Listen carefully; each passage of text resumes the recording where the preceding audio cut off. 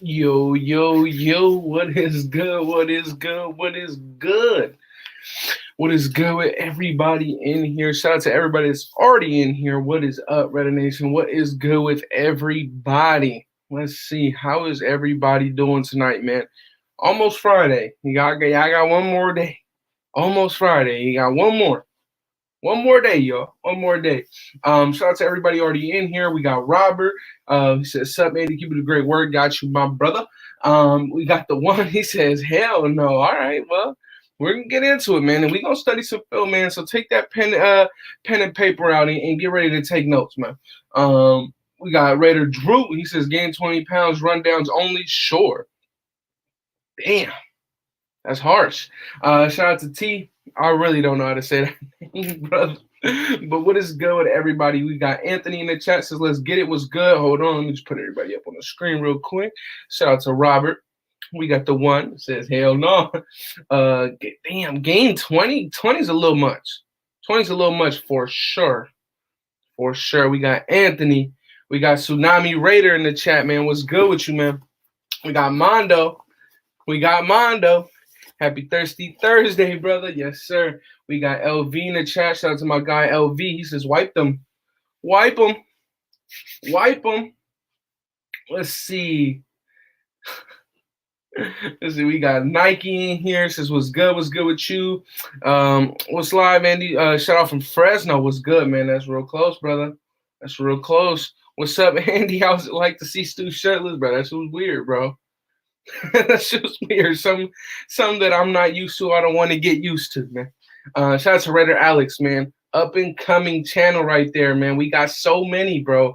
We got so many. The Raider Nation lineup for content creators is insane, bro. It's insane. Shout out to Raider Alex. We got Bourbon was good. Who else? We got Dominique in the chat. We got AD in the chat. We got Robert again. But listen, you guys. I know many people. Shout out to Raider Jew again. I know many people in here were already asking me. Listen, man, they were already asking me, "Hey, man, with this new scheme, can Jonathan Abram play linebacker?" So guess what, man? That's what we're gonna get into really quick. My guy, what's up? What up, little bro? What's good with you, my man? I'm already knowing where you at. You at work? Yep, on break. Yeah, man. Hey, man, I had to do a video earlier today in my car, man. So I already know. But listen, man, we got one more shout out from Salinas. Pyros is for real. Check out Raider Alex. Exactly. Lisette says, "What up, man? He was good." Where do you rank DC heading into the new year in terms of quarterback? Still got him in the top 10. 9, 10, yeah, I say that too. My boy Birdman says salute Hammer. But listen, man, this one right here, I had to bring this one to you guys because look, with all the questions surrounding Abram, even with the 5th-year option, I'm pretty sure we're not going to pick it up. It's close to $10 million. But this year, it's a contract year. Many players don't have to go from a contract year to also a position change. So that's definitely new. But it's looking like that's the case for Jonathan Abram. And without further ado, man, let's get straight into it. Now, right here, Jonathan Abram. I'm not sure. Let me put my little thing down here so y'all can see. Pretty sure y'all can see him now. My mouse is circling around him. Jonathan Abram right here, man. This is where he should be at all times. He shouldn't be no further than this line right here. No further. He should never be more than 12 yards because his coverage ability past 12 yards is not good. It's not good. But listen, man, I'm gonna just let you guys see. I'm gonna let the play rock because personally, I think that Abram can play that linebacker spot if I'm being honest. But I'll let you guys see it for yourselves, man. We got Abram right here, bottom of the screen, man. It's a good one because it's a run play. So boom, first play of the game, Abram's at the tackle. He's already on the first play. First play, he's the first one to the ball. We got Abram right here. A little trickery from Cleveland. I mean, look at how he shares this tight end. No, one arm gets the tackle. I mean, personally, personally, he gains a little bit of weight. He can play this full time. He can play this full time. He just got to gain at least 10 though, at least. And again, this is the max. This is the max that he should be playing. Anything more than Jonathan Abram is absolutely no go. It's a no go, man. It's a no go. Jonathan Abram, he's going to be right here on this side of the screen. I mean, they didn't go to his side. I think that was Faison's man, right? Or KJ's zone. But look, right here, Gus Bradley's playing him at the sub linebacker position a lot, and I like that. I like that. Gus Bradley definitely gave a little bit of film for our new defensive coordinator, Patrick Graham, to really look forward to. My guy says his shoulders are shot. Well, it's really one shoulder because he re-injured the same shoulder. So, again, Jonathan Abram in that sub linebacker position. Honestly, Abram should only be used to cover the flats and hook to curl. That's it. He should never be over here guarding crossers because he's going to get beat. And there's going to be times in this game where I'm pretty sure he got beat, and we'll see that. But honestly, flats, hook to curl. That's all he should be worrying about, and reading his assignments in the run game, man, because I really do like him in the run game.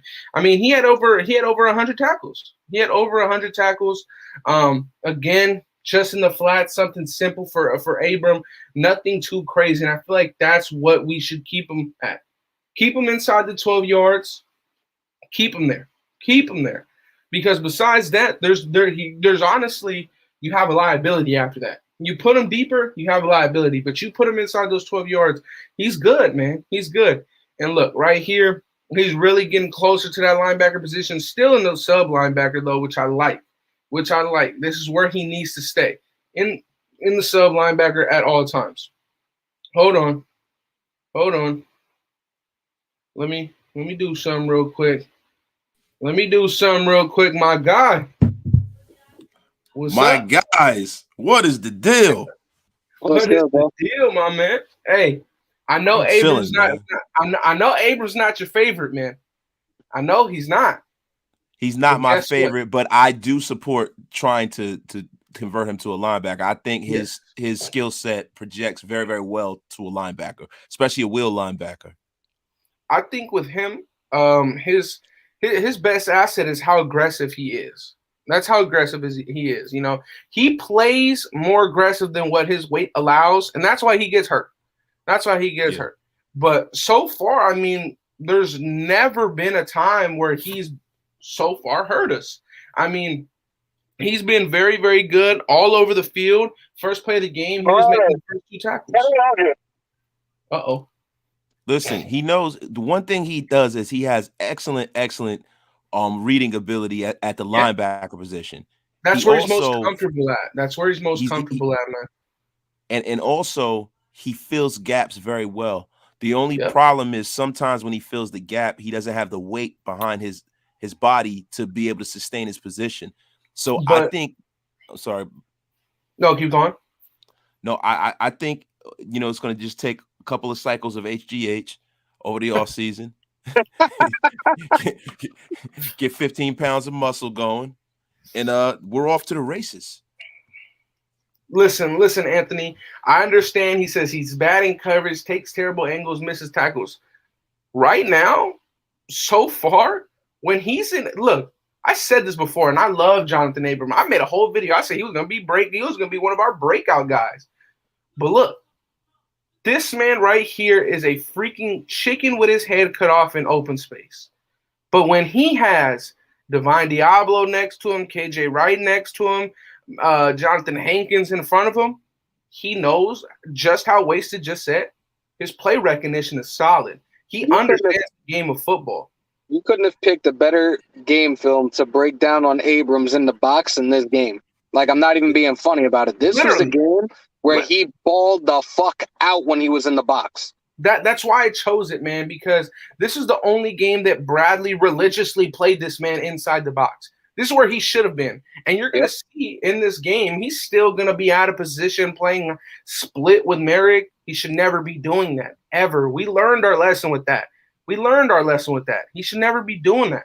But guess what? Right here, right now, inside the box, this is where he can go to work, man.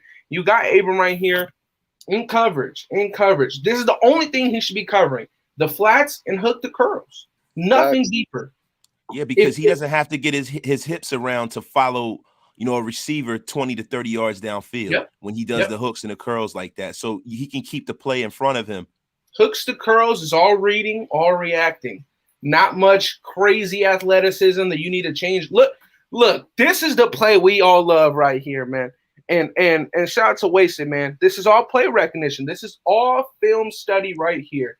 Look at number 24, this next play that's coming up. Or this play right here, actually, blows it up. That's Nick Chubb. Nick Chubb is no easy tackle, you guys. This is the magnum opus of his career. Nick Chubb is no easy tackle. But this is all play recognition for Jonathan Abram. This is all homework. Now you put him inside that box where he can use his full skill set. I believe Stu said it last week. He called up Mississippi State's coach. He talked to him, and he told him, hey, what's up with Jonathan Abram? He's not doing good at safety. Well, the coach literally said, well, he ain't a safety. He's a linebacker. Well, there you go. Look at this. Play recognition. Look at how he just undercuts this tight end real quick. Whoop. Right there. That's homework, man. That's homework. He saw it from the second the motion began. That's homework. Once Case Keenum put that foot back, I'm there. I mean, I'm sorry. I'm not trying to tackle Nick Chubb one-on-one. I don't know about y'all. But same thing here, man. This I think is the deepest he should ever be. The man was almost at the 50-yard line on that play. Like, after 12 yards, bro, he should never be there. Like, you see Dallin Levitt and Merrick, I mean, look, they even had KJ Wright deeper than him. And shout out to Solomon. Was that Solomon? It was Solomon Thomas. Sorry. What the fuck? All right, well, we got punt. We're not going to watch offense, man, because ultimately we already know we won this game. Thankfully, we won this game. This is when it all turned around, right? This game. Yeah, we got lucky. We got lucky, man. Hold on. We ain't get lucky. No. I'm not talking about this game. We kind of got lucky with the way things. This was the game we had to play. Yeah, we got lucky, man. That this was a part of our schedule for us to kind of right the ship. Yeah, I agree. Yeah, we needed some good. We needed a team that we can go in there and beat. I agree, but look, same thing, you guys. You got him all on the same line with DP Diablo. This is where he needs to be, and I'm really, really glad that we got to see almost 4 quarters of Abram inside the box, man. Because this is, like I just said when we first started this live, bro. I feel like this right here is going to give Patrick Graham a lot to see, a lot to study, and a lot to work with. And he's going to have to understand that Abram outside of coverage, I mean, outside of 12 yards, Abram should never beat. Ever. I mean, what was it, week 1 against Denver his rookie year? He looked okay. Same thing, just in the happen. He can get put in a position with certain tight ends where he might have to cover downfield, right? So the way you got to scheme him as a defender, you have to keep him in a scenario where he's never having to drop that far in the coverage.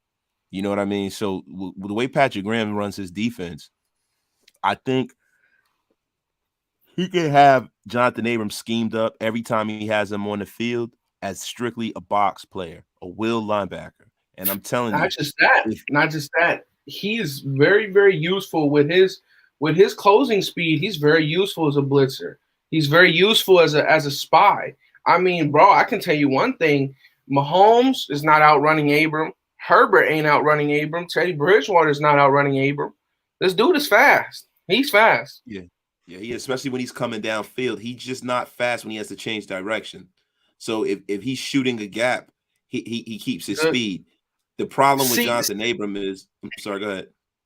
Nah, that right there, it kind of bothered me though. Like good play recognition, great closing speed, like we just talked about. But the arm tackling in the box full time, that can't happen. Nope. Because he's going to start having to deal with fullbacks. Yeah. He started having to deal with fullbacks. The arm tackling, I mean, it's cool because it was a running back. So he was able to pull him down. It's a good tackle. Great play. Great play by Abram. Great play. But listen, man, we got to fix that arm tackling. That shoulder checking got to go, man. He keeps hurting himself that way. Shout out to Case Keenum for being trash. I mean, Donovan Peoples-Jones for being trash. Because that was tough. The same thing. I mean, play action. Do you think that Abram's disciplined enough to play, though, like full-time? Or do you think that teams would be able to get a play action over him every now and again? Or do you think if he's in his books all week, do you think that he's disciplined enough to play week in, week out linebacker? Yeah, because if you notice about him, he's never not around the play. That's the mark of a bad safety. It's not that he's a bad safety. He just doesn't have the God-given skill set to get his hips around. If he had that, he like how you got some guys who are ends who you look at them and they're built like Greek gods. They're fast, they're strong, they're always around, but they just don't have that bend. You know what I mean? That Bruce Smith, Michael Strahan bend. You know what I mean? That's the thing with Abram. I think Abram is a dog. I think he's a gym rat. I think that he knows his playbook, and I think that he cares. That's all you need. He could just do things. He could do things better from the box than he can safety. He can read that back. Like I feel even at the safety position, he's reading that backfield way too much. If you have him in the box, it's a little bit more controlled. Where depending whether he's Mike, Will, or Sam, he will have an assignment. He will have somebody that he's keying on the entire play. Yep. It's going to make better set. It's a better fit for him to be in the box. Well, more than playing safety anymore. Let him get his weight up. I definitely think he reads and recognizes very, very well. He's much more suited for the box.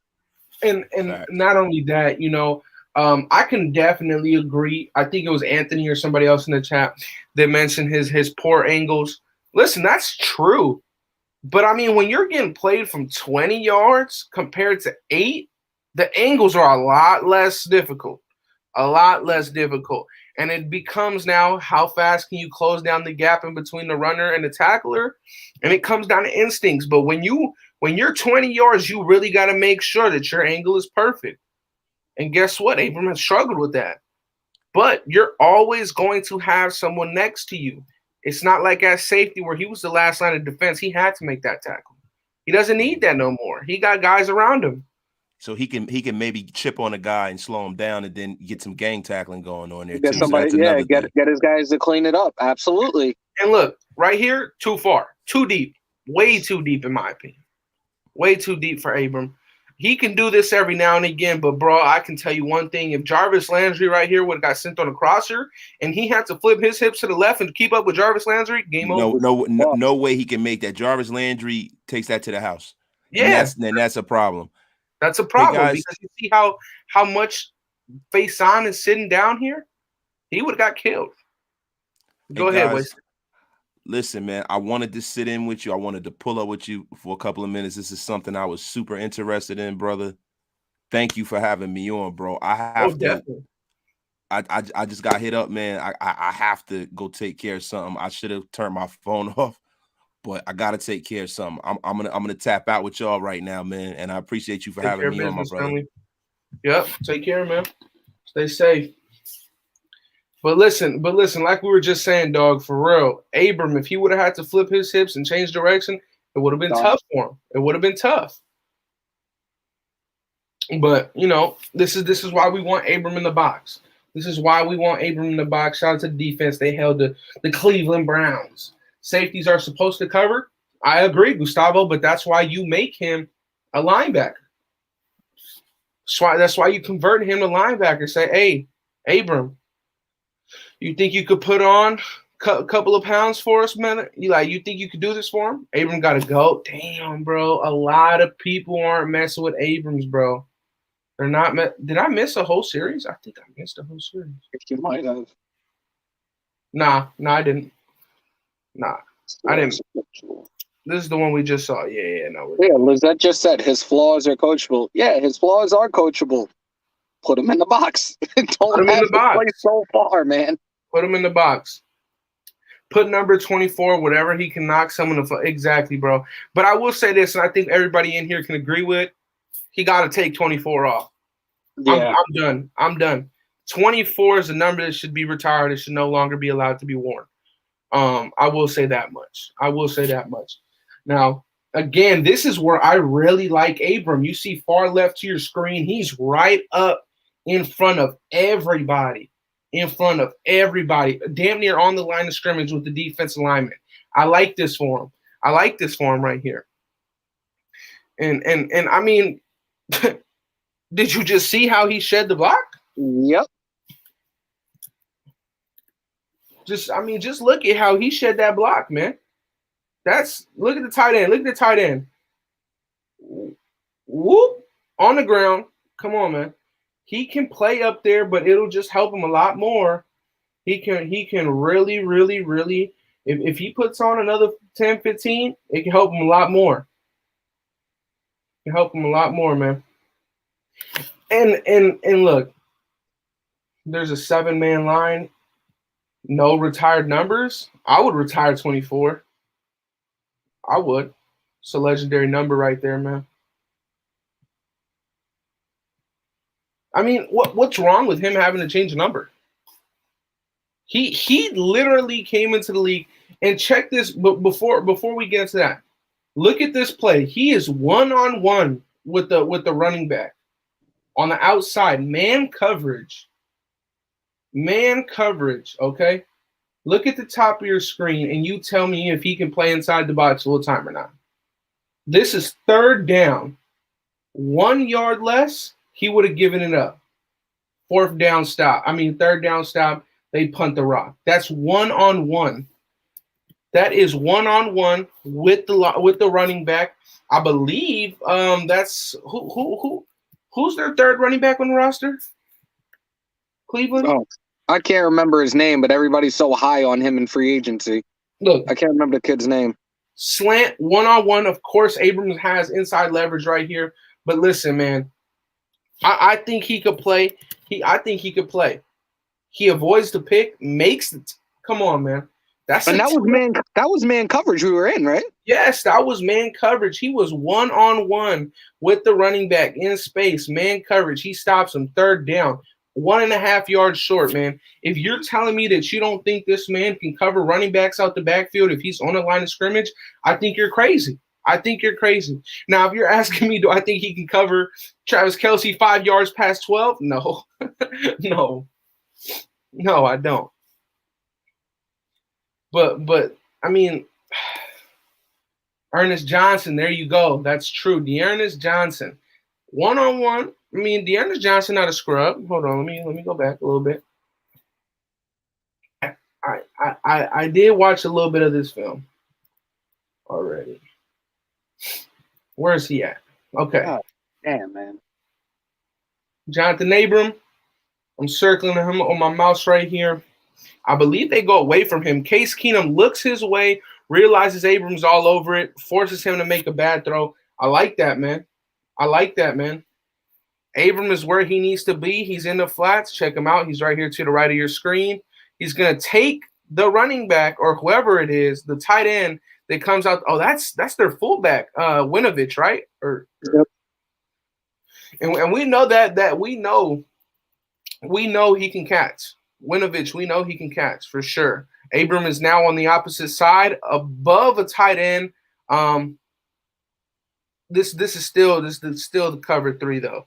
Still the cover 3. Big Andy, you think Abrams can cover a running back like Kamara? Absolutely no. But at the same time, we're not worrying about Kamara like a team in the NFC would, you know. This is just what I like, man. Abram, man, I really feel like, not gonna lie, but most of the Browns players were out that game. Okay, is Dearness Johnson not a good player? Is Winovich not a good player? I think they are. I believe Abrams gonna bail into coverage here. He is. He's going to follow the running back again. Again. Look. I don't think Abram was held here. You can tell me if Abram was held here. Is Abram being held? I don't think he's being held. Damn. No. He threw that lineman, though.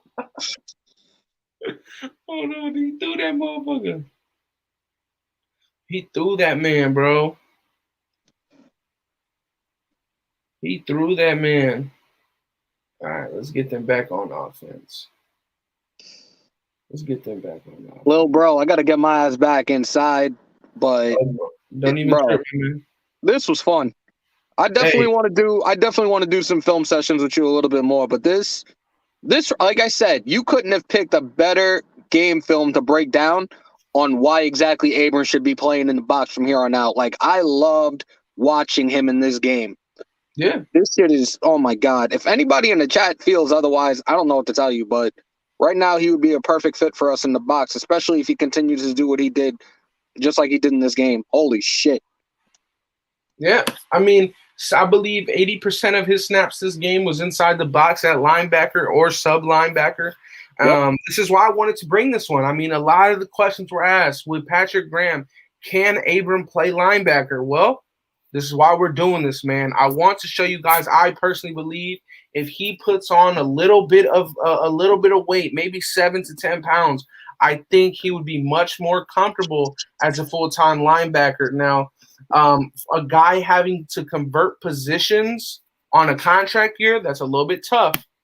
It's a little bit tough, but it is what it is. He'll have to get it done, man. But, hey, I appreciate you pulling up, man. Of course, brother. I'll talk to you later. Yep. Stay safe. But same thing, you guys. Abram right here inside the box. I like him here, man. I like him here. I feel like this is where he should stay. Again, this is pretty simple. He's on hook to curl, nothing crazy. This is how he should play. Now, I understand 7 to 10 pounds could be a little bit light. I know there's people that want him to maybe put on 15 to 20. But he's already at 205. Man. I think 215 will be fine. Man. Again, man, Abram. Shout out to Gus Bradley for putting Abram in the box so much this game because we really got to see a lot. Now, this I feel like is Abram's fault. I do feel like Abram's fault. He definitely went a little bit too deep on this coverage play. He definitely went a little bit too deep, and they got a pass under him. But it was a pickup of 4 yards. Yeah, backup lineman was in that game. I believe they had a backup offensive tackle. Backup offensive tackle, I believe, is what they had. But this is the thing, man. With Jonathan Abram, he's always around the ball. Always. Always around the ball, man. Always. And that's what you want with your linebackers. You want a guy that's going to make that move. They're going to make you back and forth to the line, but to get to the ball, man. Again, on the line of scrimmage almost. Right behind Max Crosby, right here, almost on the 40-yard line. If you guys can see my mouse, you guys should be able to see it. But this is Abram, man. This is Abram dropping, peeling into coverage, making sure that the running back doesn't get a lot of space. I feel like Abram should be able to jump up and make the play there. You guys tell me if I'm wrong. Take a look at this play. You guys tell me if Abram should be able to make this play. Because this is where he'll need to be. So he'll have to make these plays. This is where the ball is at. This is where Abram's at. I feel like Abram should definitely be able to make that play. I'm not saying it can't work. Seeming to go against those shifties running backs are similar to Kamara. I really don't think so. Balboa. I really don't think that you can compare Kamara and CMC to what the Chiefs have. I disagree on that one. Pull in the KC tape. Listen, man, KC, he was playing a lot of safety. We're not talking about him at safety. We're talking about him at linebacker. That's why I pulled up this tape, because at linebacker is where he'll be playing. He should have made a play on the ball. I agree. He had just as if a better chance to tackle one of them in space. Okay. Again, Abram playing that sub linebacker.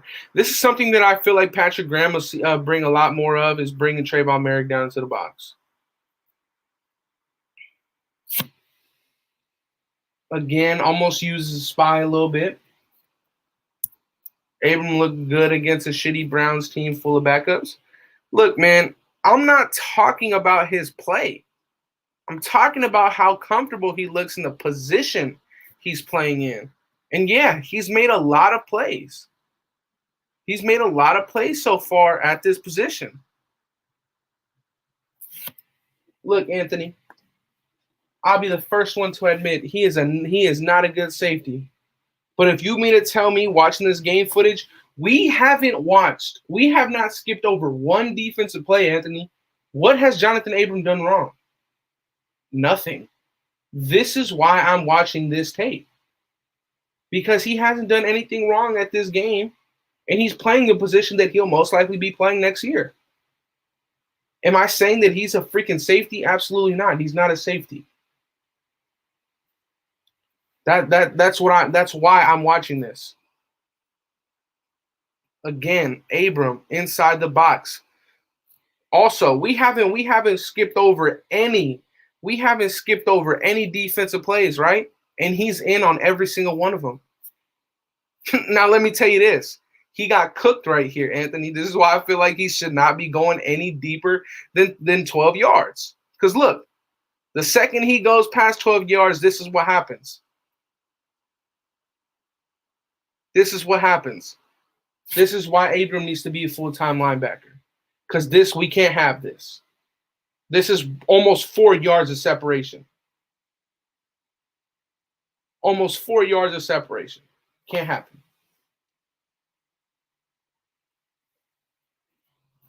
We can't have that.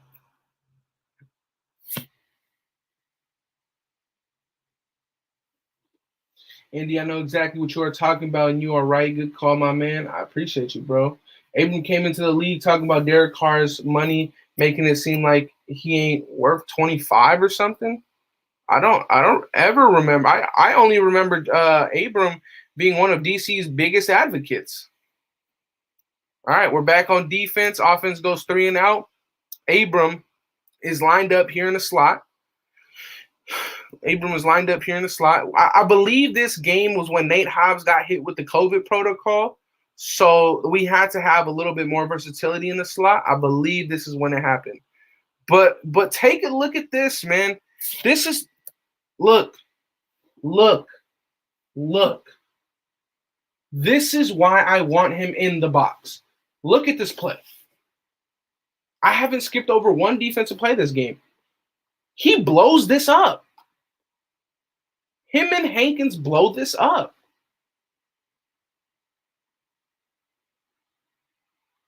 Blowing it up, bro.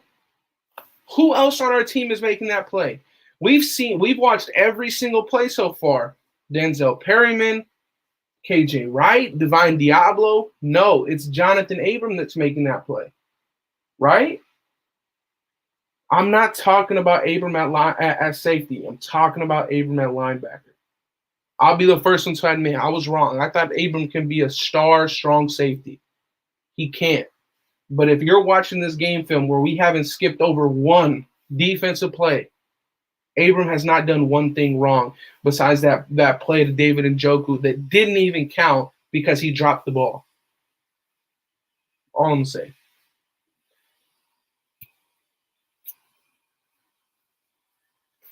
Again, Abram bullying the slot receiver, getting in on the play. I like this, man. I like this. Abram is going to be to the left of your screen. I'm going to pause it as soon as he engages. This is Abram bullying a tight end or guy, gets off the block, gets in on the tackle. Gets in on the tackle. How it should be. That's what you need from your linebackers. And guess what? That's where he should be playing next year. Linebacker. Again, Gus Bradley tries to dial up a blitz, puts him on a blitz, didn't get there. But it's okay. It happens. It happens. Shout out to my guy, Jose Lopez. He says he can always improve his coverage. He's a Raider. Hey, man, look, as far as his coverage ability goes, in my opinion, it's kind of like how I feel about pass rushing. Pass rushing is very, very hard to develop, especially after you've gone through all your years in high school, all your years in college, and now you're in the NFL. This is going on his 4th year. Really his 3rd year. He didn't really play. But do I think he can improve his coverage?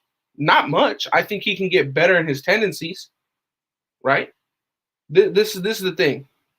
I think he can get better in his tendencies, but if you're talking about a linebacker that can go sideline to sideline to be around every single play, Abram is your guy. Abram is your guy. At safety, he is not your guy. At safety, he's just as good as Eric Harris. But at linebacker, he is a good linebacker. But I'm not sure on how much he can improve his coverage, though. I will say that. Angry run of the year against Abram, yeah. Najee Harris did make him look silly. I'll give you that one, Anthony. How do I feel about signing Dante Fowler possibly? I wouldn't mind it. I would not mind it at all. He had 5 sacks. I believe he was a rotational piece for him as well. Damn, what happened? Did we turn the ball over? I wouldn't be mad at it. I definitely feel like he'll probably earn more money though.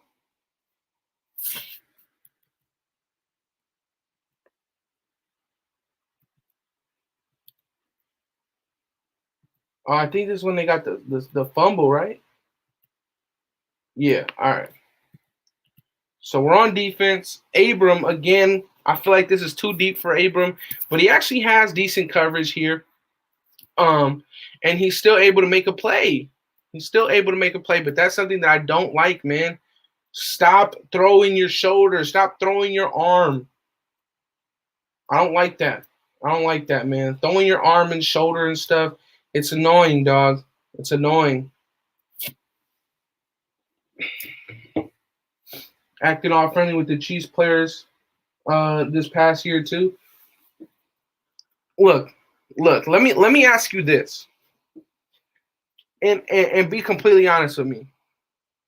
When Abram was playing out of his mind, hitting everything that moved, you guys were getting mad at him for being too reckless. When Abram tries to dial it down and he's not as crazy, you guys criticize him for he lost his craziness. Well, how is he going to win that way? Like, you can't just pick and choose on what you want to be mad at him about when you want to be mad at him. Be fair. Again, Abram, I'm not sure why he's man on man with a slot receiver, but he is. Yes, Joey Boy. Just because he didn't fulfill his value that he should have doesn't mean he's a bad player. He's not a great player, and he's not a good player in coverage. But when you put him right here on the line of scrimmage, I mean, just look at what he'll do. I'm not skipping no plays. I say Abram plays better undisciplined. There's no winning. Abram is a dog. You have to stay that way. Definitely. Definitely agree with you guys, man. Definitely agree with you guys. He's a problem playing there? He is, because that's where his position should be. Now, I feel like here he definitely needs to have better defensive awareness. I feel like Jonathan Abram got very, very lucky here that it was a counter play going back to the left side, because all the blocking is coming down to the right. You really only have 85 blocking. And this is something that I don't like.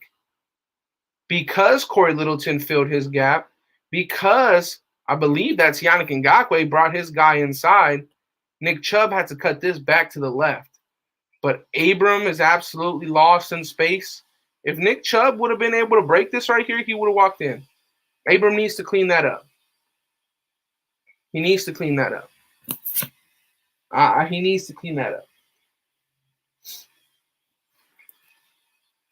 Now Abram's a little bit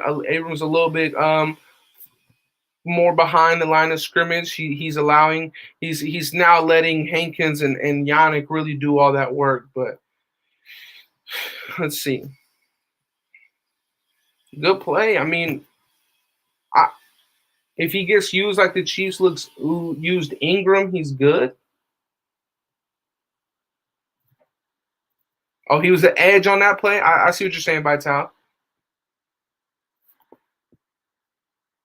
He'll definitely have to gain weight. I agree. I think he will have to gain weight as well. Now he's back at the safety position. Look, this is why I feel like safety doesn't suit him. Abram should not be this far away from the line of scrimmage when you need a tackle. When you need somebody to tackle, I feel like Abram should never be this far away from the line of scrimmage. Why? When you're inside the 10, are you having Abram as one of your furthest guys away from the line of scrimmage? I don't like that. And I'm glad Gus Bradley is gone. This should not happen. Abram should not be one of your furthest guys away from the line of scrimmage when you need a tackle. You need to have him up front to where he can just react, blow somebody up, and tackle. That's what you need to do. That's not smart. It's not. It's not.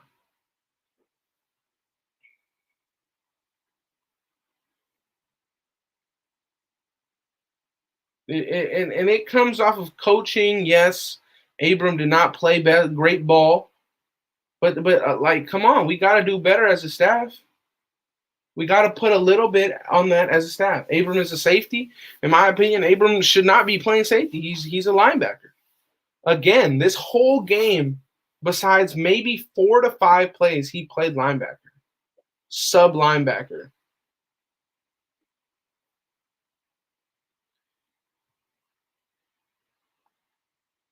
Here, he's just to the right of your screen, or I think to the left, actually. To the right.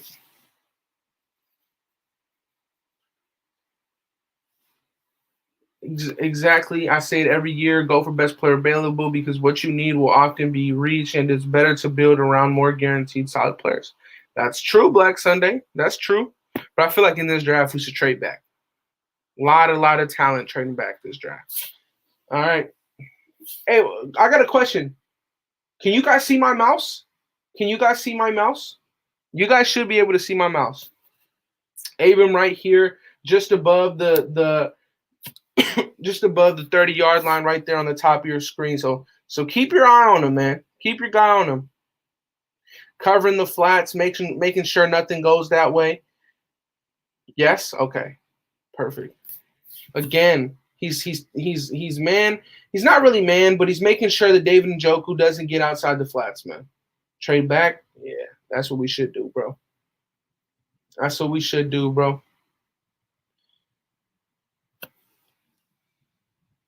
Again. I think Abram was – oh, Levy, you got to make that play, brother. Abram, I believe they had Abram watching the running back. Yeah, Abram was on the running back. Okay. Abram was in man coverage on the running back there, and the running back never made it out, so that's fine. He does get to the flats faster than change your mouse pointer to yellow. How do I do that? I don't know how to do that. I'm not going to lie.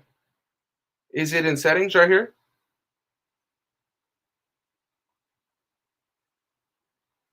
I don't know how to do that.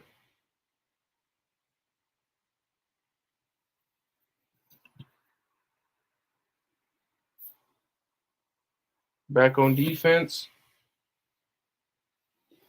Raiders fired the best coach yet. They win BPA. Yep. The Cowboys did that, though, because the year before the Eagles had drafted their guy right in front of them. And they knew the Eagles needed wide receiver help. So Jonathan Abram lined up in the slot almost above their slot guy. Takes inside leverage. I like that. Recognizes that it's a run, tries to get there, but it's a little bit, it's a little bit too late. Oh, in my PC settings? I'm not going to do all that right now. I'm not going to do all that right now. Again, 2 times in a row. Got him lined up in the slot. Not honestly, I'm honestly not sure why. But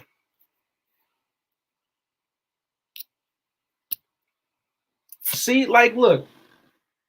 These last 2 plays, they've gained yards on us. And I'm not going to say it's because Jonathan Abram isn't here in the box. But at the same time, I'm kind of going to say because it's Abrams not here in the box. When they put Abrams in the slot, the run defense got worse. Look at how much more space they get to the left side. You're relying on Brandon Faison to get there. KJ Wright was on the podcast with Will Compton. They talked about the Raiders a bit. Yeah, I was gonna watch it, but it's like 2 hours. Again, this is a great.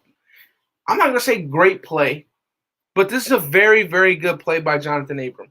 He's in coverage. His assignment here is to take the flats. His assignment here is to make sure. Look, I'm gonna put it in the other view, but. All right, whatever. That play is over. Look, for those of you guys that can see my mouse, Abrams' responsibility right here is Nick Chubb. Abrams' responsibility is Nick Chubb. So Nick Chubb makes that switch to the left. Abram follows him. Abram understands that the ball got thrown and Divine Diablo is the only guy in that zone, and he sprints over there. This is why you need Abram in the box. He takes that, boom. Oh, Brandon Faison. I thought it was Divine Diablo. Abrams on that tackle. Again, man on man. I mean, I think that you keep him in the box, hook the curls, flat routes, make sure he doesn't mess up on any running backs out the backfield, and you've got yourself a solid linebacker.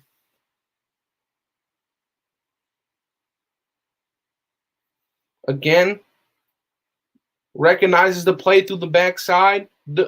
Look, Nick Chubb, pause. Nick Chubb, if he wants to cut back right here, he can, because our linebackers didn't fill their holes. This is where KJ Wright should be, and KJ Wright should be allowing the slot guy to fill this gap. But guess what? Abrams coming here. KJ Wright gets in his hole. There's nowhere for him to go. Quentin Jefferson, KJ Wright, and Jonathan Abram are the 3 guys that are at the ball. Keep in mind, Jonathan Abram started from the furthest to the right. Okay, again, Abrams now lined up on the left side. Again, in on the tackle, made the tackle. Too small will wear down. I agree, Austin. He has to put on at least 7 to 10 pounds. I agree. He makes that hit.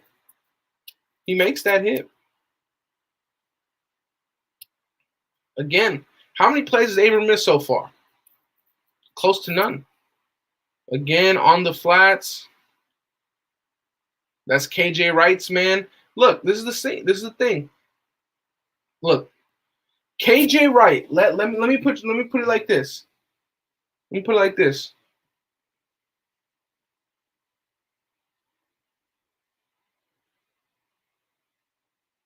Bev Darkness, I want you to watch the whole. How long have we been on? 40 minutes of watching Jonathan Abrams' film. You need to watch every single play. Jonathan Abram has been in the ball on almost every single play. Blocked or unblocked. Thank you very much. But look, they put KJ Wright in the position that Jonathan Abram was in. KJ Wright has no success. He has no success. KJ Wright gets beat. Jonathan Abram gets Njoku all over it. The ball goes right over KJ's head. Again, Abram close to the line of scrimmage. I like this. This is where he should be, man. Again, Abram making the tackle. First one to the ball carrier. This is what I think that's where he injured himself. Being the first one to touch the ball carrier That's Abram. That's Abram. I believe this is where he injured himself, and I think that's where he's done. Yeah. So Abram hurts himself on that play. I believe he go watch some old Lawrence Taylor videos. No thanks. I'm not a Giants fan. I can care less. And if you think that Jonathan Abram has to be Lawrence Taylor, well, I don't care. But yeah, that's where he hurts himself. It happens, dog. It happens. It happens. But hey, man, that's it for the Jonathan Abram portion of the live. We can get into other stuff now. If you guys have any other questions, if you guys want to do any other things in the chat, man, let me know. I don't understand the position of a linebacker. Nice. That's cool, man. That's cool. I don't understand the position of a linebacker. Awesome. Abrams needs to give up the 24. I think it's time that he lets that number go, man. Mock draft? Nah. I mean, I could do a mock draft, but I don't know, man. I don't know. We could do it. We could.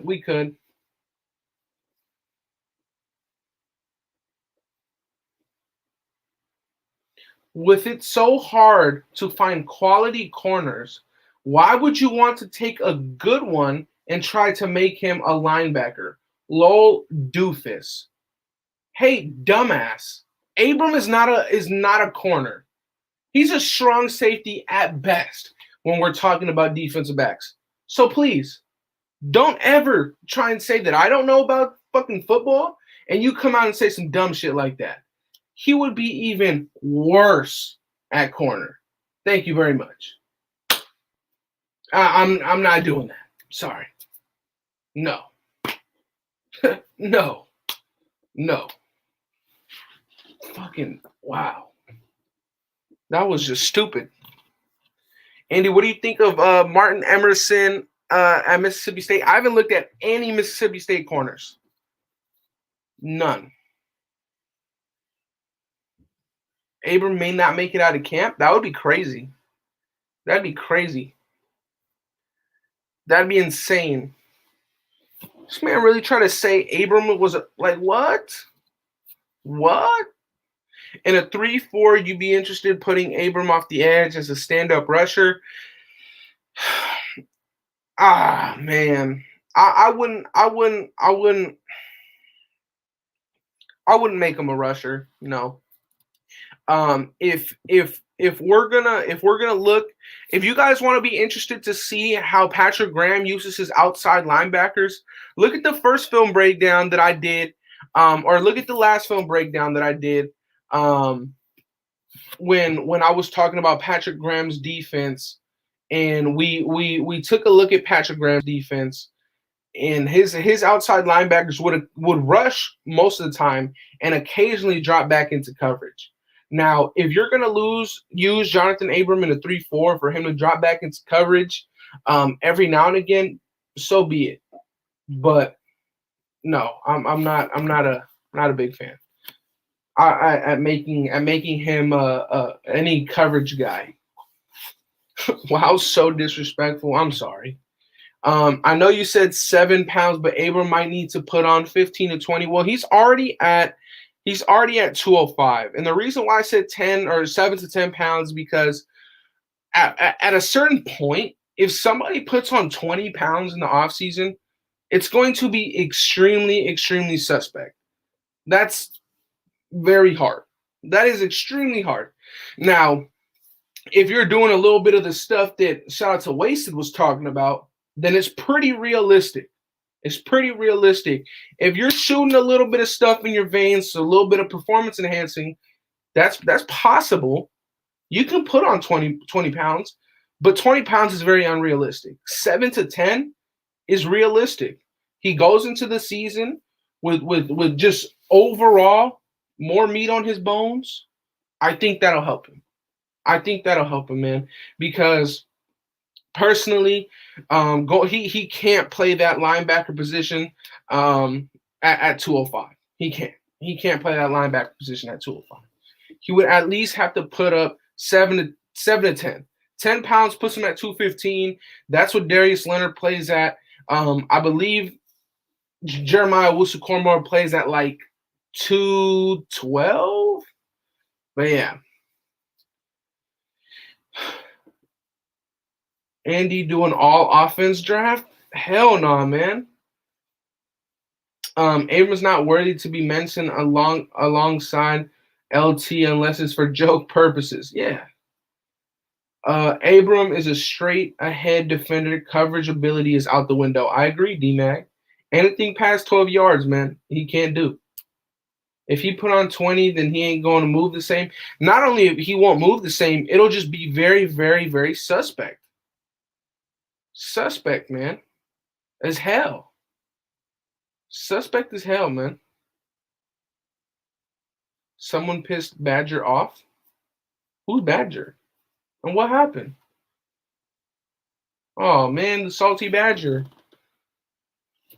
Jamal Robinson was good, big dog. What's good with you, my man? What's good with you, my man? Listen, I'm going to do this. I don't do this very often. Hold on. I'm going to do this. I don't do this often, if at all. But what I'm going to do is if there's anybody in here, what I'm going to do. If there's anybody in the chat, since we moved on from the Abram portion, anybody in the chat wants to come on and let me know one of their sleeper draft prospects, feel free. If there's anybody in here, I just dropped the link in the chat. If there's anybody in here that wants to come on and talk to me about a sleeper prospect or talk to a little bit about the draft, hop in. I'll pull you up. Then we'll bounce out through a couple of guys. If there's anybody that wants to do that, pop in. Let me know. Anthony, you can pop in. Let me know how much you hate Abram. We can talk about it. We can do whatever, man. We can do whatever. Is Van Noy still playing? Last time I checked, he was. Aaron says you already know Verone McKinley. Yeah, man. Verone McKinley. Hey, I like Verone McKinley. I would definitely like us to pick him up in rounds 2 to 3. I definitely did some homework, man. Definitely did some homework on that. Linebacker out of Wyoming is a beast. Absolutely, he's a monster, man. He's a monster. I think the last time I heard about Van Noy, he had went back with New England after getting cut by Miami. Yes, linebacker out of Wyoming is a freaking monster. Muma. So, but look, man, Muma, we know is a dude. Like we know he's a good player. We know Muma's a good player, though. Muma's a dog. In my opinion, Muma has a chance to go first round. I really think that he has a chance to go first round. His tape speaks for itself. His tape definitely speaks for itself, man. Definitely. Hey, man, link is right here on the screen. If anybody wants to pull up, man. Talk to me about maybe one of your guys, somebody that you want to resign, whatever, man. Whatever. Pull up. I like Emerson in the third. David Ojabo going to land at 22, linebacker, Michigan. David Ojabo, though, I feel like will go to Arizona. I think he'll go to Arizona. They'll most likely need somebody to replace Chandler Jones. They'll most likely need somebody to replace Chandler Jones. So I think Ojabo will go to Arizona. I think that's what'll happen. I think David Ojabo will end up going to Arizona because I don't see Chandler Jones coming back. Andy loves the streams. Keep it up. Appreciate you, my man. Appreciate you, man. Everybody in here want to do mock drafts, dog. Muma and Abram, Sam and Will. That'd be crazy. That Muma's a dog, bro. Muma's a dog, but personally, I feel like there's more value if you trade back and you can pick up a guy like Asamoah and a guy like what's his name? Alabama, Tolbert. You could pick up a guy like Tolbert in the second round. A guy that I really hey, Reddit Gabe, man. I don't think I ever had you on my channel, bro. If you free, pull up, man. The link is in the chat. But look, this is what I'm saying. There's a lot of freaking talent. I really started looking at Wan'Dale Robinson out of Kentucky at receiver. My thing is there's two things with him. He's very good. He's an extremely good player, but he works mostly out of the slot, and he's only 5'11". He's only 5'11", so that's kind of tough. The set says, "What's your dream O-line for this year?" Ooh. Personally, it's kind of tough, man. It's kind of tough because I feel like Illuminor could come back, and I feel like Illuminor should come back. I feel like he should come back, but I mean Morgan Moses, he's definitely a good option. I mean, we played Illuminor at right guard, I believe. Didn't Illuminor play right guard? Didn't Illuminor play right guard, or was he left? If Illuminor played left, I would love for us to go re-sign Illuminor, sign Morgan Moses, put Morgan Moses at right tackle, put Illuminor at left. And I think that's solid. Because you're not moving Leatherwood. You're keeping Andre James. Well, realistically, if you're talking about my dream, I would get Illuminor, play him left guard, get Morgan Moses, play him right tackle, draft Tyler Linderbaum. Draft Tyler Linderbaum. Andy, what do you think of Carr reportedly wanting $40 million? Where the hell are these reports coming from? The freaking outer space? Like, nah, man, he's not getting $40 million, bro. Y'all had me hype on Burks, then I see only Raider content creators are talking about him. Hey, Treylon Burks is a nasty freaking guy. This is the thing. And I talked about Treylon Burks a little bit yesterday or 2 days ago. If you want a complete wide receiver, you hope and pray that Chris Olave or Drake London falls. You hope. If you want a true wide receiver. If you want a playmaker, I'm not saying that those other two aren't playmakers. Those are playmakers, but at the wide receiver position. If you want a guy that's primarily a wide receiver, but can give the defense something else to worry about because you can line them up in the backfield, you go out and get Treylon Burks. Treylon Burks is a playmaker. Like kind of like when there's crazy good players in high school and they go into college and instead of putting their position, they put athlete. That's what Treylon Burks is. He is not just a wide receiver. He's a do-it-all guy. He's a playmaker. But if you want a pure receiver, you hope that Chris Olave or Garrett Wilson or Drake London fall. You hope. Treylon Burks is a monster, though. He's a freaking monster. He's a monster. Let's see. Burks is nice. The 40 mil are the same people reporting about Garoppolo trade. Exactly, bro. The Raiders are going to trade for Jimmy G. What? What? Are we serious? What about Christian Watson from North Dakota State? He's not bad. I think he's more of a day 2, day 3 guy. Or not day 3. He's a day 2 guy, round 2, round 3. That's what I meant to say. But he's good. He's good. But I feel like there's other guys that are freaking great too.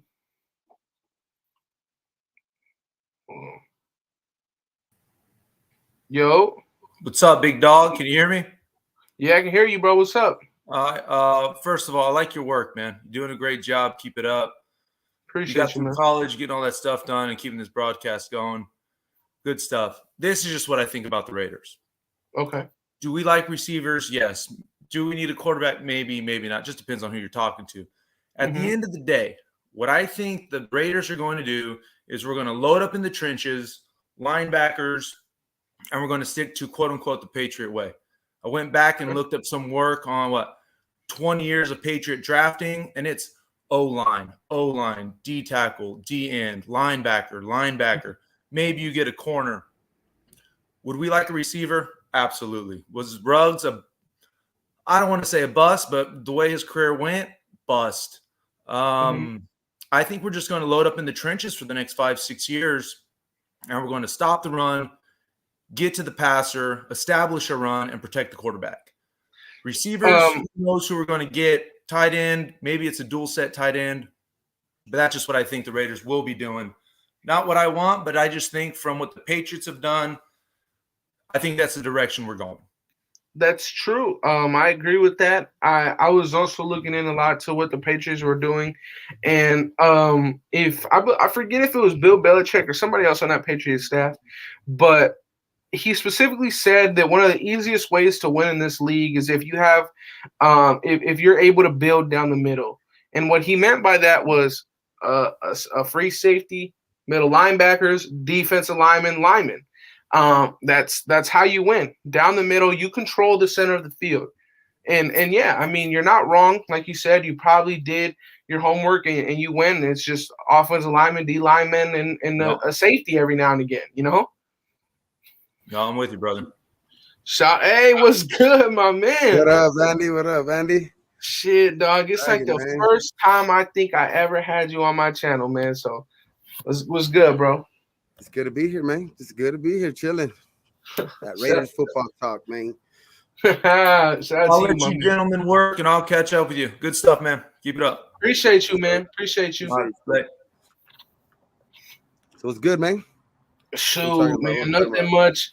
We had just finished up that segment of, Jonathan Abram, and then we got around to talking about draft prospects. That's the talk of the town right now because, the Derek Carr stuff died down. So we got to talk about draft prospects. Do you have one guy out of the first round that you really want the Raiders to look after? After the first round? Mm-hmm. Let's see. I'm praying to God, but I don't know, man, because his stock is going up. But Devontae Wyatt, but Georgia, tackle, yeah, him. But I don't know if he's gonna make it to us in the second round. But other than that, let's see, a couple later rounds, maybe like a Brandon Smith. I think that the linebacker, Penn State, right? Yeah. I think that Wyatt will be there in the second round. I think that with all the hype around Perion Winfrey after the Senior Bowl and Jordan Davis, I think he'll be there.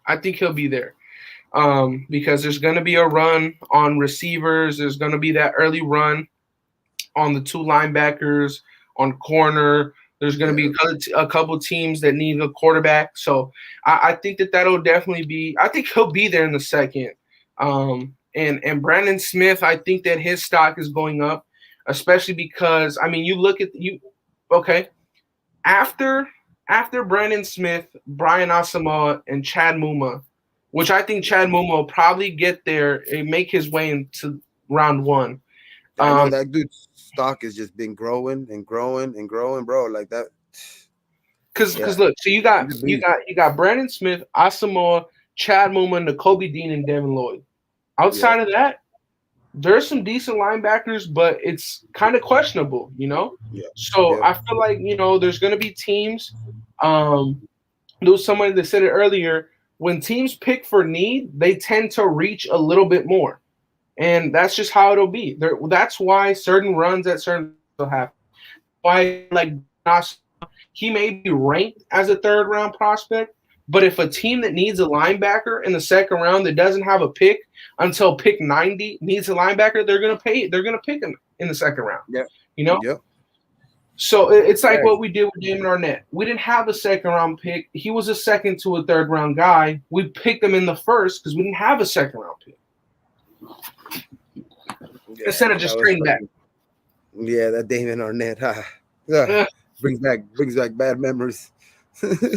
Sure does. Christian Watson. Do you know much about him? North Dakota State. Christian Watson. I know he's I know he's a wide receiver. Christian Watson. I've seen him a little. I've seen a little bit of his tape. He looks decent out there, man. But I like Wan'Dale Robinson. Yep. I know he plays out of the slot a lot, but it's just because because that conflicts with Renfro. But I think they could turn him into like another type. You know what I mean? Because Renfro, he's gonna do his thing. Yeah. But like Wendell Robinson in the late rounds, that sounds cool. I know Dirty has been big on a one guy late. I think it's Velus Jones Jr. out of Tennessee. He's like he's like a return guy, but he played receiver. He played at SC first, and he transferred to Tennessee. But he's pretty fast, man. He runs like 4.3, and he's pretty good. But those are guys that I could see us taking like maybe late, just to like with Wan'Dale Robinson, he works primarily out of the slot. He's only 5'11". That's another thing. But he's a freaking playmaker, man. Yeah, he makes plays. He's a one-cut guy, and he is gone. You're not getting him. On top of that, I feel like him and Josh McDaniels is a freaking match made in heaven, bro. Like, there's certain things like, okay, when we hired Josh McDaniels, immediately, oh my gosh, Hunter Renfrow, Darren Waller, Foster Moreau, these guys are going to eat. Why? Because you look at the past history of the players that he's been around, tight ends are extremely successful, slot receivers are extremely successful. Yep. You look at Wan'Dale Robinson, he's a freaking monster in the screen game. He will catch one pass if he just has one blocker ahead of him. He can make a ton of people miss. I like Wan'Dale Robinson. I'm not sure that we go with him in round 2. If he's there in round 3, I think that's an absolute steal. Yes. I think you have to pick him up in round 3. But like you said, I don't want anything to really conflict with Renfro. But if you are able to convert him and really play him on the outside a bit more, 5'11" really isn't your ideal height for an outside receiver, but I would do it. I would try and make that transition for him because he is amazing. He is amazing, man. I like him. I like him a lot. Sure, for sure. And what are your thoughts about the offensive line, Andy? Like we go free agency or draft? There's a couple guys in the draft. As far as the draft, I like Chris Lindstrom in like round 2, round 3. I think he's an interior offensive lineman, primarily plays center, but there's a chance that he gets his position changed once he gets to the league. I like Cade Mays. He's like a round 3, round 4 guy. He played with Georgia. They run a power gap scheme in Georgia, and then he transferred to Tennessee where they run the zone gap scheme. So he's very versatile. I like that. I like that about him. And Tennessee always makes good offensive linemen. Like they have a very good track record with offensive linemen. What do you think about Falele from Minnesota? I was really high on him at first, but once he got to the Senior Bowl, where we really got to see him get tested against some of these top guys, Jermaine Johnson and those edge rushers, right? I was like, okay, well, let's see where he's at. And personally, I felt like after watching it, even if you have the greatest offensive line coach ever, I think it'll take you 2 years to be able to mold him. He gets beat a lot on the inside, and I mean a lot. He has a good pass set. He can ride his guys. He can ride his guys out.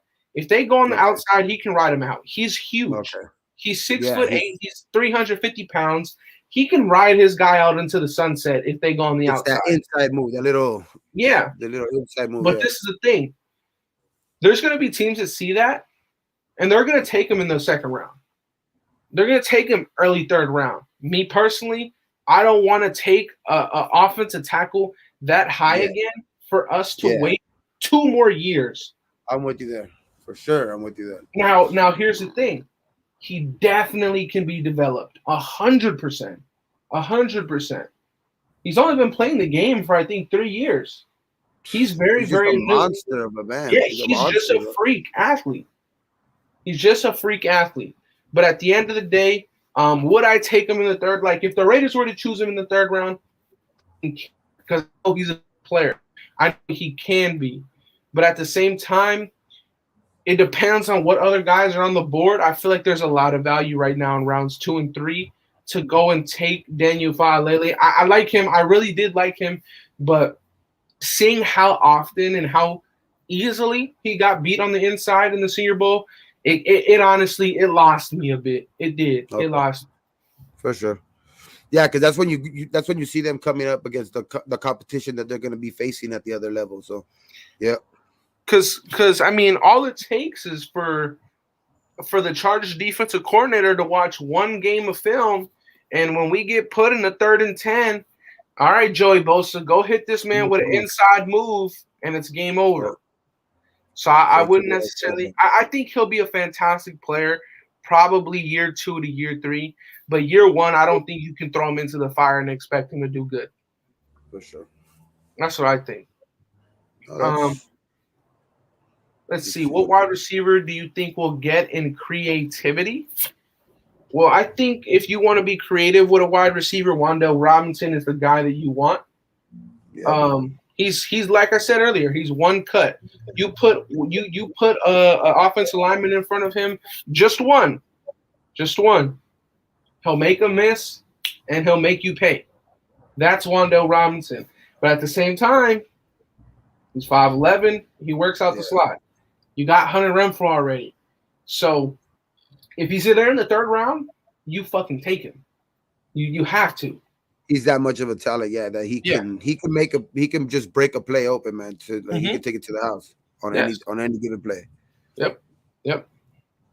We need playmakers, not just talented players. I agree, Raider 805, and I feel like that right there is why you see so many Raider fans extremely high on Treylon Burks. Treylon Burks is not a complete receiver like Drake London, but he's a playmaker. That's what he is. That's what he is. Yeah. Jahan Dotson is looking better than Burks and Olave. Okay. Jamo in the 1st. Ooh. Andy and Gabe, do you guys like Jahan Dotson? I like Jahan Dotson, but I don't know how he's moving up too much for me. Like, I wouldn't take him in the 1st round for damn sure. No, not with the 1st pick. No, there's no way. This is my thing with how many freaking receivers there are in this draft. I think this draft class is heavier than when Jerry Jeudy, Ruggs, and CeeDee Lamb were the top 3 guys. I feel like this draft class is heavier than that one.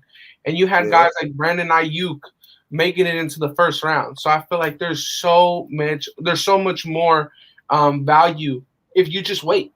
If you just wait. And Jahan Dotson is a top 2 round guy. Yeah. That's what I'm thinking. If he's there in the 2nd round and we haven't got a receiver, and most of the top ones have gone, for sure, take him. But I don't see us taking him at 22. David Bell out of Purdue. A lot of people were bringing his name up, so I decided to do my homework on him. And I'll tell you one thing. He doesn't let go of that damn football. He has hands for days. But he's a little slow. And I remember somebody in Graf's chat had compared him to Allen Robinson. If he's anything close to an Allen Robinson, I would do it. I would do it because Allen Robinson has had a stellar career. Yeah. But I mean, is there a Micah Parsons in this draft class we can get in the 1st round? I like Devin Lloyd. I think it's a bit of a stretch to say Micah Parsons, saying that Micah Parsons is defensive rookie of the year, had many votes for Defensive Player of the Year. Like, are you asking, is there a game record in this draft on defense? Yeah. I like the Kobe Dean or Devin Lloyd. I mean, I could see them. I just see more in the Kobe Dean, like who's the other guy that came out of Georgia? The Smith. Mm-hmm. I see him more of him, but like I see Devin Lloyd more of a type Parsons at close, but I don't see nobody really getting to Parsons type of level. That guy's just a freak. Did you see him in that 40 at the Pro Bowl? Who? Parsons and Tyreek Hill. And, yeah. That guy's a fucking freak, man. That dude's, I don't know. Dude, that's why last year when I mean, everybody was saying, dude, he's gonna make it to our pick. Fuck no, dude. I said this, and I was probably the only consistent person to say this. Any other draft class, Micah Parsons is a top 5 pick. But since last year, there was 4 quarterbacks and freaking 5-year receivers that went in, like almost that could have went in front of him. He dropped a little bit. Any other draft, this draft class, he would probably be. It would probably be Debo, Aiden Hutchinson, Micah Parsons. Yeah. He's just something else, man. That guy's a fucking freak. He was closest thing to Lawrence Taylor that I've seen, because that guy what other rookie has done what he's done? Lawrence Taylor. It's freaking insane. It's insane. And I know people are gonna hate on that comparison because people have Lawrence Taylor like up here, but hey, bro, that what he showed me this year was whoa. Mm-hmm. That guy's insane. Hey, is there a way, or do you think if we reacted to like highlights, would the channel get taken down? Reacted to highlights. I don't like if I went up and I tried to like Wan'Dale Robinson, would that shit get taken down? Aussie Raider, man, pull up. I think the link. Oh shit, where the fuck that's the chat. That's the chat. The chat should know. Like who one of some of your moderators or something like that? No. Let's see. Fuck, I think I lost it. Yeah, man. Wan'Dale Robinson, that dude, he gets the ball, he hits one cut. Yeah, he's out of there, bro. He's insane. Yeah, he's insane. I like him a lot, man. I like him a lot, but at the same time, it's like, do we mess with Renfro? Yeah, but exactly. I'll come out and say it, man. He's better than Renfro in terms of screens. And Renfro's just crafty. Renfro's just so crafty. Yeah, and he can get behind the defense. That's damn. Renfro, that's what we need, man. That's just having I think with this offense, I think 2 slot guys. It could work. Yeah. Yeah. But this is the thing. He can get behind the defense, bro. Or what's his name? Can't. Imagine having that. Renfro can't, but he can. Bro, he can do damage in front of defense. That's what's so great about Renfro. Yeah. Renfro, Waller, and fucking Wan'Dale. Those guys will be open all the time. They said don't do it. Okay, I won't. Don't worry about it. There we go, Ozzy. Let's see. I think we got Dirty at 1,000 today. I know, Dirty, bro. Shout out to freaking Dirty, bro. That's a long time coming, man. Long time freaking coming, man. And if there's anybody in here that has not already subscribed to Dirty Raider, man, subscribe to Dirty Raider, dog. This channel right here, bro. Long overdue, bro. Long overdue. Subscribe. You see, I've been watching all his content, dog. That's my guy right there, bro. He's a real one, bro. He's a real one for sure. Dirty freaking. Come on, man. Fuck. Come on. Hold on. Yeah, Dirty Raider. He's gonna do a celebration today, right now at 10 o'clock tonight. He's gonna have a little dirty basement. You know, he's gonna get crazy tonight because shit. He's gonna celebrate his 1,000. Yo, what's up, Andy? What's up? It's okay. Hey, what time is it? What time is it where you at, man? About middle of the day, like 2:30 in the afternoon on Friday. Next day. Okay. Next day. You cool, man. You in the sunlight. I was gonna jump on earlier, but I had to mow my lawns and shit. Oh, okay. Yeah. Mowing the lawn right now. Aussie, man. Yeah, I was mowing lawns. Listen to what you guys are talking about. Hey, question. Yeah. Do you have a favorite draft prospect outside of round one? Outside of round one, I'm kind of under the radar guy. If we decide to move on from Foster Moreau, Cole Turner. Cole Turner, okay. Nevada, right? Nevada. Yeah, Nevada. Yeah. And he's a home state boy. I was watching some film on him. He looks pretty good, man. And he's a home. And I reckon he could be there in like home state. And I reckon he might be there in the 3rd or 4th round. So it might be a nice pick in the 3rd or 4th. I think he's projected. That's where he's projected. 3rd. Yeah. 3rd, mid-3rd. But that's only if we move on from Foster, though. You wouldn't even have to move on from Foster. You would just kind of drop Foster down. And you could use him as a blocker, right? Or let them play it out. Let them play it out in camp. Because let them fight out that second spot in camp.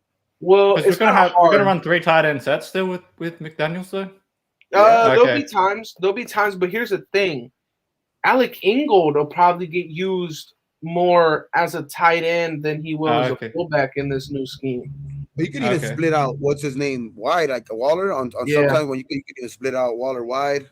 You sure? Yeah, I was thinking that like if we had like Cole Turner, Foster Moreau, and Waller, we could put Waller at wide receiver 1 sometimes.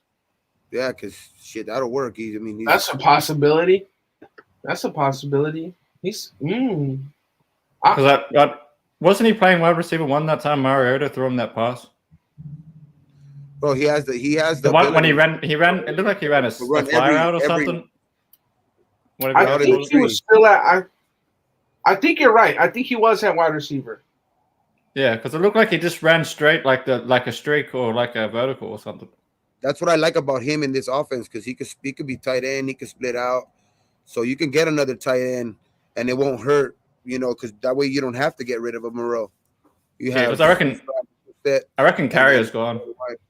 Yeah, Carrier's gone this year. This is something that I didn't look into, man. And I really appreciate AD for dropping this comment right here. This right here is very, very – this is looking in between the lines, bro, and I like this. He says, I think Jamo is going to be a Raider. Treylon won't slip. Drake London might be there, but Jamo would be perfect. He's already ran a pro-style offense with Bill O'Brien. Bill O'Brien is someone that has a bunch of ties to New England. Bill O'Brien is a guy that we thought that we potentially could have made a move try and get him in as our offensive coordinator. I think this. If any of us think that Josh McDaniels isn't calling up Bill O'Brien, asking him, what do you think about Mechie? What do you think about Jamo? Do you think that they'll both bounce back from injury? Do you think that they'll be good in the NFL? Because you got to think he's a head coach. Hey, who's the receiver from Miami this year that broke the rookie receiver record? The receiver from Miami. Waddle. Look at him. He tore his ACL his senior year too, and that boy balling, bro. I like Jamo, man. Jamo, that dude. What he showed me on tape this year is just. What he showed me on tape this year is just these kids are just different, man. They heal different. It's crazy, man. Like with all the equipment that they have nowadays, the hyperbolic chamber and all that shit. It's crazy, dog. These people come back from injury in like 2 days, bro. Like freaking Cam Akers. Yes, dude. I'm like, fuck. Thanks, Terrence. That's crazy. Freaking Cam Akers tore his fucking Achilles, is back in the playoffs making plays. Like, what the? Like, how? What do you guys think of John Mechie, though, the third? Like, I like him. He's good. That's my guy. I reckon in my drafts that I've done, he always falls to the 3rd round, too. Yeah, I don't think in real life, I don't think he falls, though. Yeah, I reckon maybe second round though. Second round for second round definitely. Waddle broke his foot. He did not tear his ACL. Okay, well even then, I mean that's still fucking ridiculous. For a guy that's a speedster, that's still insane. But I think Mechie was, dude. That's my guy, man. In my opinion, I like Mechie, man. I reckon he's got better hands than Jameson, but not as fast or whatever. This is what I think about Mechie. I feel like if they both would have played out the entire year with no injury, I think the same hype that Jamo was getting, Mechie would have got it. And the reason why I say that is because Mechie was Bryce Young's number one receiver.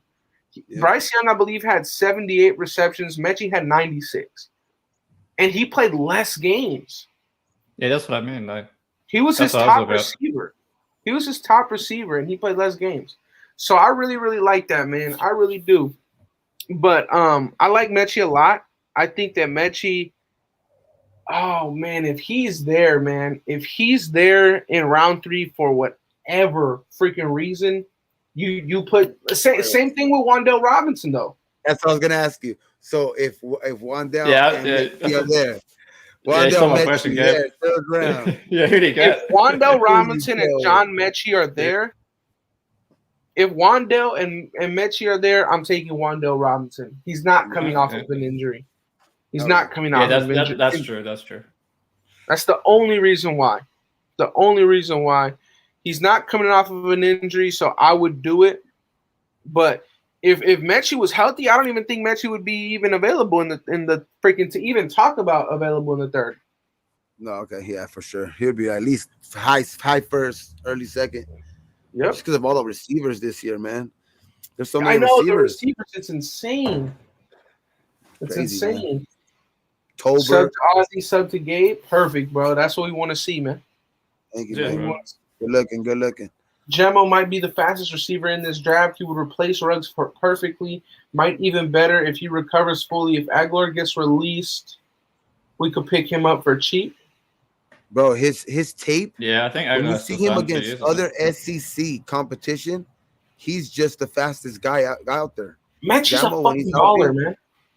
Yeah, he's a baller, dog. He's a baller. Look, just man. a question. Yeah. Yeah, just for Andy. What would you think if, say, hypothetically, we got Traylon Burks in the first, a Devontae Wyatt in the second, and then we picked up a Damian Clark in the third from LSU? Linebacker. Damian Clark, linebacker. Okay. Me personally, I would prefer Asamoah, but that would be amazing. Or Brandon Smith. Smith. Penn State, yeah. I would prefer one of those two a little bit more, but bro, that's a freaking. I don't know. I like Damian Clark, man. I like Damian Clark. Yeah, that's a good first two. If you go with wait. You like Damian Clark more than Brian Asamoah? I haven't watched tape on Asamoah. I'm not gonna lie. Listen, I had to watch tape on Asamoah and then compare them. I'll take you guys' word for it for now. If there's one person in this draft that I want to convince everybody about, is Brian Asamoah. No, I'll check that out today. Because I was watching on Perry and Winfrey and stuff like that. So, yeah, Asamoah's a beast. Okay. He's a monster. But look, there's one last thing I want to do before we head out, man, because I already been on here for an hour and a half. And you got to end it with a mock. All right, let's go. You got to end it with a mock. And this is how we'll do it. I did it with X. I did it with Wasted. I did it with Graph. We're going to go top to bottom or bottom to top. Ozzy, you're going to get the first round. Gabe is going to get second round. I'm going to get third, and we're going to recycle it, okay? Don't let the comments persuade you guys. Go with what you want. Okay? All right. Good defense first then. Go with what you want. And we'll do it that way. All right. Yeah, we're definitely going defense. They're already saying trade back. Hey, you can if you want. That's what I would do. I would trade back. I'm going to see who's there first. And that's that's the Patriots thing to do. You know what I mean? So. Oh shit! They love off the board. Shit. Okay. Just check defense first. Do you want to accept any of these offers? No, but don't get rid of them completely yet, because I might go to counter. Go to defense. How do I? Oh, if you right click to the side, it will still stay there, but just right click on the side of the screen. Yeah, so it's still there. We can go back to it after. Go to defense. Go to Oh, hold up. No, never mind. Devin Lloyd. Devin Lloyd's on the board. Yeah, all right. I can't pass. Man, I ain't passing Devin Lloyd up at 22. There you go. No. Okay, there you go. That means, hey, that's your guy. That's your guy. You take him. You don't trade. Yeah, I'm back. taking Devin Lloyd. No question. Devin Lloyd's a freaking beast. Yeah, no question. He's like the closest thing to a Micah Parsons of this draft to me. Yeah, he's the best linebacker in this draft. I don't care what nobody says. Yeah. No, Kobe did second for me. See, but this is what I don't like. We didn't trade back, so now we don't got more picks. Yeah, I reckon we might trade out of the second, though. We'll see who you got in the second. Chad Muma goes. Fuck. Devontae Wyatt left. Damn, he's not there. Yeah, because one time I got real lucky. I got Devin Lloyd and Devontae Wyatt, but that was like. See, right here, we can get. No, but they want to. You can count. You can make counter offers. Keep that in mind. You might be able to counter Green Bay and get better offer than that. Do you want to try and counter them, Gabe? Let's see. I mean, I reckon don't take next year. Fuck next year. Go for the like. You need 92. Something this year to get more picks, huh? So like 92. Yeah. Damn. Because I reckon if it's up to you. But, if they take that, then yeah. No, you have to give them like a the 125. I don't want to give them back to back. Give them 225. No. Okay. Yeah, give them the 125 and then take their 171.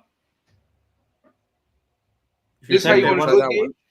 Yeah, try it like that. I gotta try that first though. Okay. Yeah, I didn't think so. You have to give up the third if you're going for the second, and then you take like a fourth or fifth. Do you want to counter again, or you want to just reject? You know what? Let's just. I see somebody on the board right now. We get solidify. Like I was saying, if he's there in the second round, we take him. David Dotson. Bell. Oh my god. You like David Bell? I mean, at pick 53 is insane. I think Jalen Tolbert, Jahan Dotson, and David Bell are the names that we should really be staring at right now. I don't know. I just think Jahan Dotson fits this offense, though. Get Jahan Dotson. All right. Jahan Dotson it is. Yep.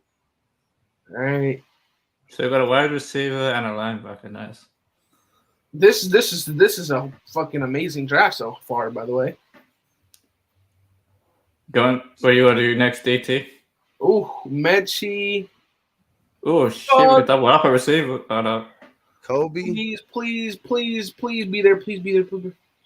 Okay. No. Wandale left. Wandale Robinson and Travis Jones both fucking left. That's not bad. That's not bad, but fuck. This is what kind of sets me off a little bit. We went. You got Logan Hall. You got Logan Hall there. Yeah, I don't really like him that much. Don't like him that much. And Brian Asamoah's there too. Oh. We could double up at linebacker. Hey. But Roman Kinley went one pick before. Yep. Brian Asamoah is very tempting, but we already went Devin. We got Devin Lloyd though. And then Travis Jones went. Where did Travis Jones go? Oh man, he went 77.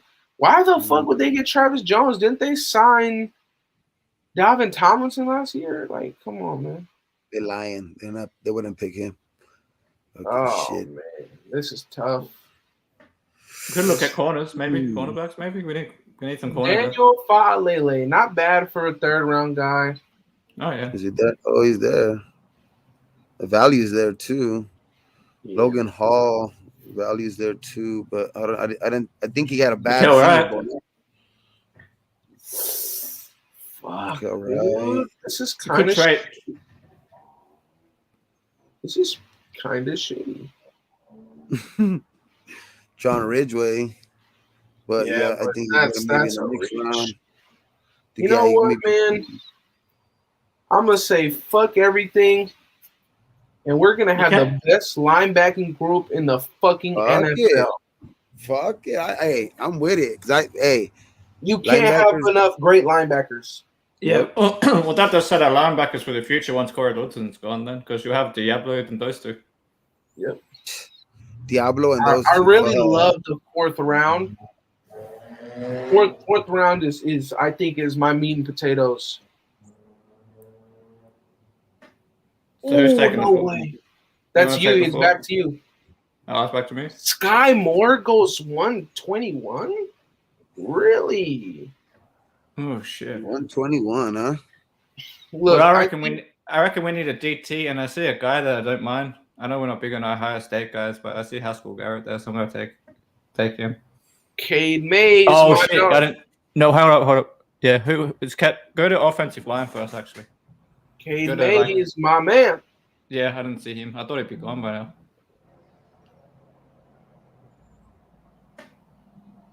Yeah, Cad Mays. I have to take him. I thought he'd be gone by now. Yep. Cade Mays, fucking baller. Let's go. Yeah, I thought he'd be gone. Honestly, I didn't think he'd still be there. Listen, we're kind of fucked because we don't have a defensive tackle. That's all right. We can double up at 164, 165. Yeah, it's so good. Yeah, but let's see who's left. Yeah. Reject. Yeah, we need these back to back. Go to DT.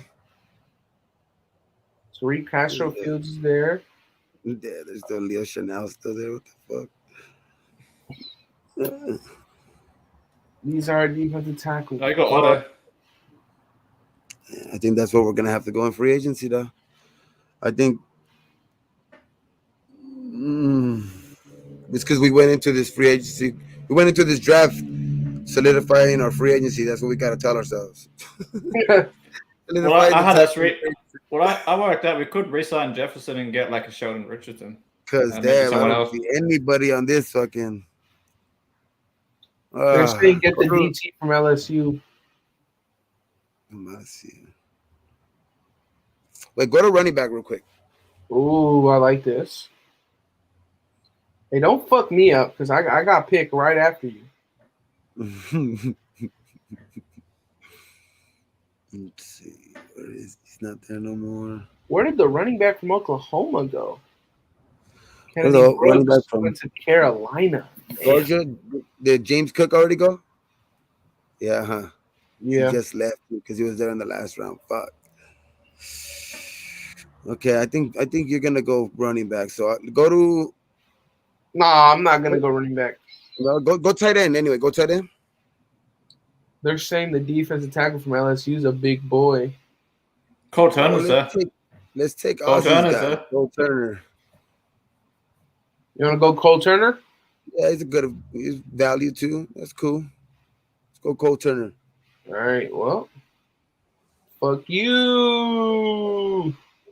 So now, damn, we haven't went corner either. Oh shit.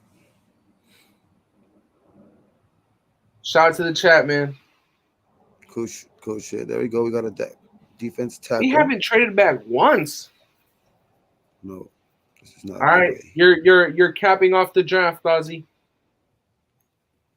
All right. Let's see. We got an edge first.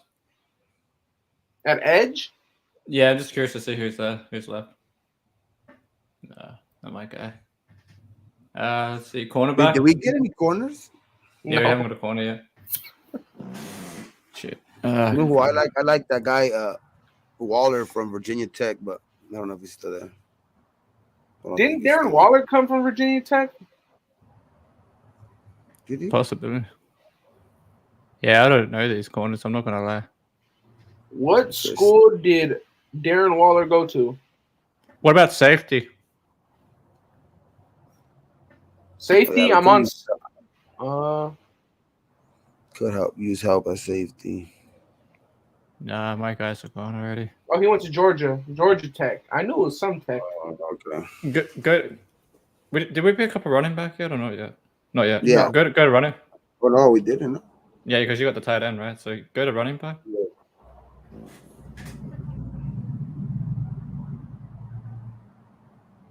Nah, he's gone too. Pierre Strong, South Dakota State isn't bad. Yeah, he's not bad. Wide receiver, double up maybe. Double up. Kevin Austin. I know you guys aren't high on him, but I don't mind him in the late round. I think he has some potential. Notre Dame guy? Yeah, Notre Dame guy. Is football like popular out there? Not like there's some fans. This is a fucking decent draft, top 5 Yeah, rounds. it's not bad. I mean, we didn't double up a DT, but I reckon we signed 3 in free agency, like D tackles. I reckon we take Jefferson back, get a couple more. I think Devin Lloyd, yes, Raider Alex. I checked into them. I checked into Nick Cross, man. I think Maryland, right? Maryland or fucking I think it is Maryland. But Devin Lloyd, John Dotson. I think the first 4 rounds. I think the first 4 rounds are studs. Yeah, even Cole Turner's a good pick in the 5th. Yeah, I think we did good, guys. Yeah, I think we did good, and I think that's a great way to end it off, man. I appreciate Red and Gabe. I appreciate Aussie Raider for pulling up, man. I think it was a first for both of you guys, and I'm just glad you guys were able to make an appearance. Thanks for having me man. man. Appreciate it. Oh, no problem at all, man. I appreciate you guys for pulling up. One more thing. What do you think about the flag football game, man? We gotta go. I know, dog. Hey, I'm gonna most likely meet you out there, bro. Yeah, for sure. I can't be there for that. That'd be awesome. I'm gonna be out there for sure. I'll be watching. I'll be watching. You guys are doing a live thing on that, right? Yeah. Yeah, I'll be watching though. I'll definitely be watching. Perfect. Yeah, perfect, on that note, for sure, man. Hell yeah. Hey, stay safe, everybody in the chat. Have a good night. Tomorrow's Friday. It's already Friday for Ozzy, the lucky man. But we're 1 day away, so everybody, you got 1 more day of work, man. But it's all right. Stay safe, y'all. Have a blessed night. Hey, appreciate y'all, Red Nation. We out of here though.